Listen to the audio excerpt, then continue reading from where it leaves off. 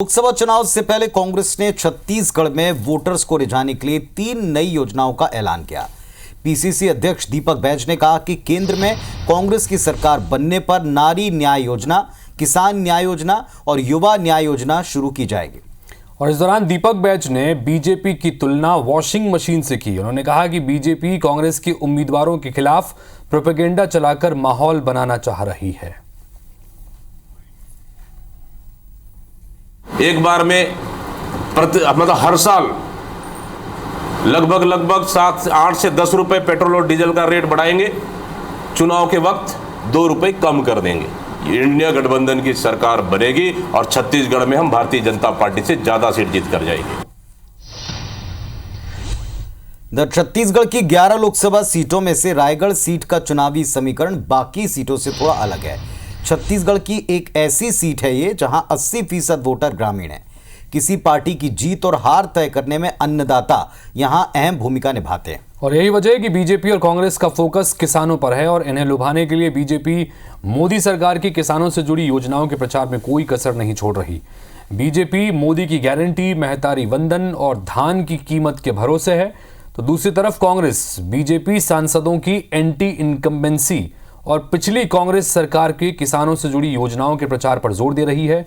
जानकारों का कहना है कि जो भी पार्टी ग्रामीण वोटर्स का समर्थन हासिल करने में कामयाब रहेगी, जीत का सहरा उसी पार्टी के प्रत्याशी के सिर बंधेगा।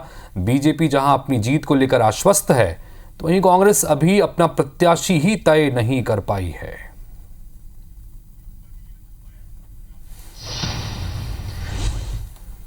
तो जरा देखें रायगढ़ सीट के चुनावी समीकरण क्या कहते हैं। एक तो ये सीट अनुसूचित जनजाति के लिए, एसटी के लिए आरक्षित है। 18,32,083 मतदाता यहां की किस्मत तय करेंगे। 14 लाख मतदाता ग्रामीण इलाकों से आते हैं, इसीलिए ग्रामीण हिस्सों के लिए बड़ी योजना है। 60% वोटर ट्राइबल ब्लॉक में निवास करते हैं। किसान वोटर निर्णायक भूमिका रखते हैं। बीजेपी को धान की कीमत, महतारी वंदन पर भरोसा है, तो कांग्रेस बीजेपी सांसदों की एंटी इनकम्बेंसी के भरोसे मैदान में है।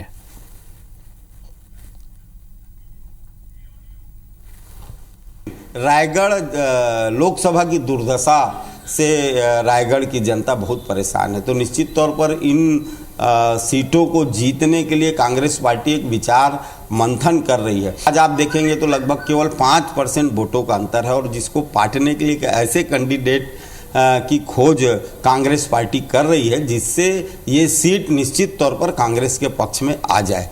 राधेश्याम राठिया जी हमारे प्रत्याशी हैं, मोदी जी के कमल छाप के रायगढ़ लोकसभा से प्रत्याशी हैं। और वही बात अगर मैं कांग्रेस की करूं तो इनका कोई भी प्रत्याशी चुनाव लड़ने को तैयार नहीं है।